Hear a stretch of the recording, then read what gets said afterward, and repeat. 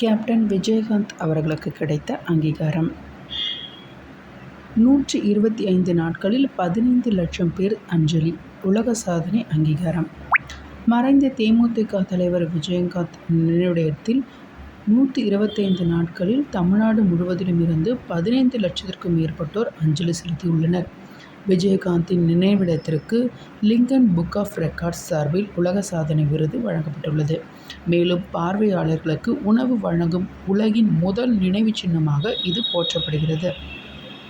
தமிழக மக்களால் கேப்டன் என அன்போடு அழைக்கப்பட்ட நடிகரும் தேமுதிக தலைவருமான விஜயகாந்த் கடந்த டிசம்பர் மாதம் உடல்நலக்குறைவால் காலமானார்.